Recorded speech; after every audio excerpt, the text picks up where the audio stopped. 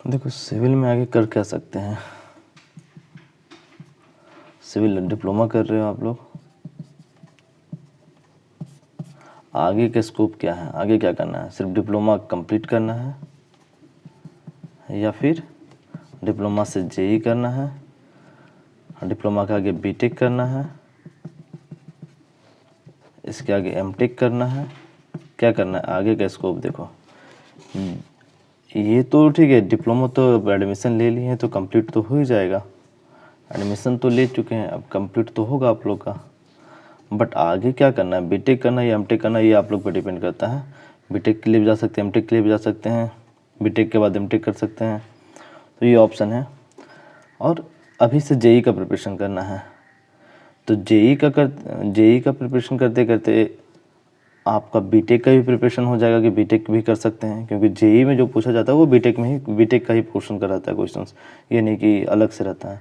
दोनों का syllabus same आता है, एसएससी जेई का ले लीजिए या रेलवे का ले लीजिए, सबका सिलेबस सेम आता है, एग्ज़ाम पैटर्न सेम है, क्वेश्चन सेम है, सारे सब्जेक्ट्स पढ़ने हैं। सब्जेक्ट्स में ले लीजिए जैसे कि सबसे पहले पढ़ना है मैकेनिक्स, सॉम या स्ट्रक्चर, सॉम को कहते हैं strength of material,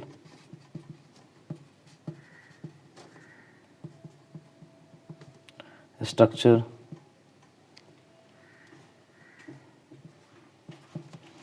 steel, RCC, इसे कहते हैं रेनफोर्स,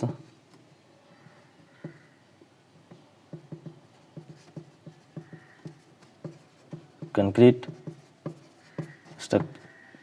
रेनफोर्स कंक्रीट कंस्ट्रक्शंस, ठीक है, ये एक पोर्शन हो गया। इसके अलावा मैकेनिक्स, सॉम, स्ट्रक्चर, स्टील, आरसीसी, ये एक पोर्शन हो गया। फिर पढ़ना है आप लोग को एफएम, हाइड्रोलॉजी, इरिगेशन,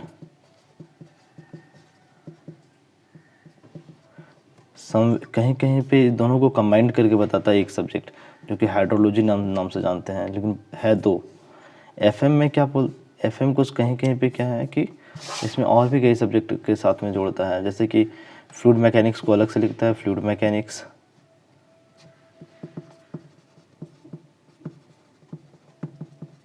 इसी का पोर्शन है ओसीएफ, ओपन चैनल फ्लो। इसी का एक और इसमें और आता है हाइड्रोलिक मशीन, एचएचएम, हाइड्रोलिक मशीन्स। ये एफएम का ही पूरा पोर्शन, इसको या तो हम यहाँ पे डायरेक्टली एफएम करें, लेकिन ये 3 पोर्शन है, ठीक है। इसके बाद आता है सर्वे, मैथ्स भी पढ़ना है आगे। सर्वे के बाद आपको पढ़ना है और भी कई सारे सब्जेक्ट्स हैं, तो सर्वे के बाद हाँ ये एक पोर्शन हो गया। उसके बाद देख लेते हैं सॉइल पढ़ना है, फाउंडेशन पढ़ना है, सॉइल फाउंडेशन, और भी कुछ कुछ सब्जेक्ट्स हैं जो पढ़ना है आप लोग को सारा का सारा। तो अब डिपेंड करता है करना क्या है, बीटेक करना है या एमटेक करना है। अभी डिप्लोमा करते करते, डिप्लोमा तो इजीली पास किया जा सकता है, कोई दिक्कत वाली बात नहीं है, बस अपना नॉर्मल कोचिंग लीजिए, आराम से डिप्लोमा का डिग्री मिल जाएगा। अब ये डिपेंड करता है कि ये जो कोचिंग ले रहे हैं डिप्लोमा का, इसी कोचिंग में आपको डिप्लोमा भी क्लियर हो जाए, जेई का भी पेपर निकल जाए, बीटेक के लिए भी एडमिशन ले सकते हैं। बीटेक एडमिशन कैसे लेना है,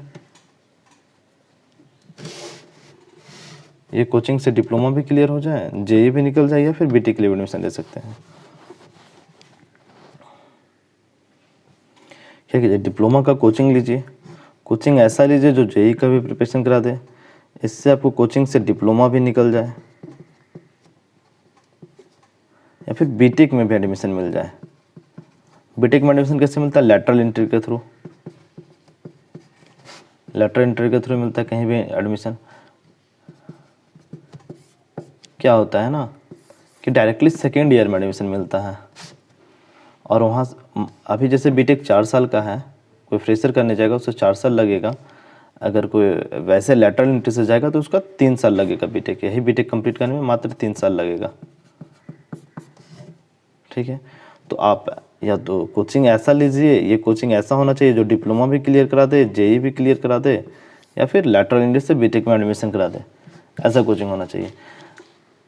मेरा क्या कहना है कि ऐसा प्रिपरेशन कीजिए, प्रिपरेशन ऐसा कीजिए कि आपका इजली जेई के बाद कोशिश कीजिए जेई में जॉब ले लीजिए। ठीक है, डिप्लोमा करते साथ ही जॉब ले लीजिए, उसके बाद इससे जॉब के बाद 2 ईयर का या 3 ईयर का लीव ले लीजिए, 3 ईयर लीव ले लीजिए। किस पर्पज़ से? एजुकेशन पर्पज़ से। ये मिलता है, गवर्नमेंट देती है, इसे गवर्नमेंट देती है। इसमें क्या हुआ कि आपका जॉब तो सिक्योर है।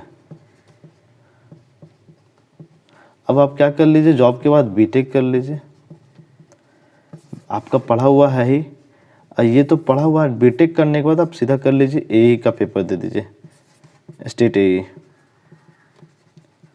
Assistant engineer.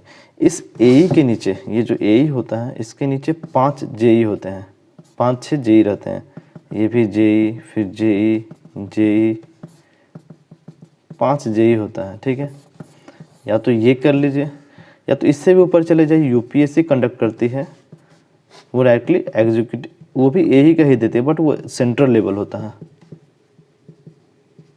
सेंट्रल के हिसाब से देती है, तो इनके ये सेंट्रल में जाते हैं।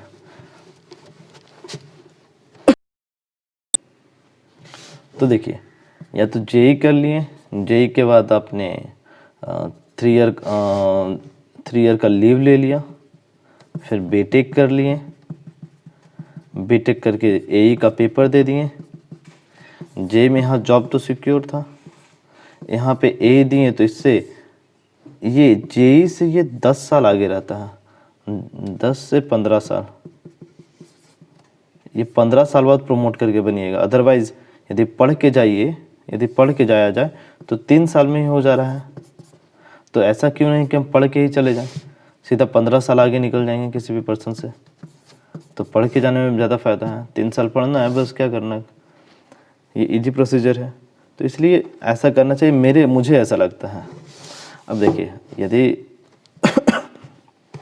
मैं जो आपको कंटेंट दूंगा वो पूरा का पूरा क्या रहेगा कि आपका डिप्लोमा तो क्लियर होंगे, डिप्लोमा कॉलेज के क्लियर हो जाएंगे, उसके बाद जेई और एई निकालना बहुत आसान हो जाएगा, इवन गेट भी कॉन्सेप्ट पूरा मिल जाएंगे। बस आपको करना क्या है, क्वेश्चंस जेई के लगाइए, बस जेई के लगाइए, गेट के मत लगाइए, गेट ईएससी के क्वेश्चंस मत लगाइए, जेई के क्वेश्चंस लगाइए, क्वेश्चन बैंक ले लीजिए, बस इतना ही करना और कुछ नहीं। ठीक है,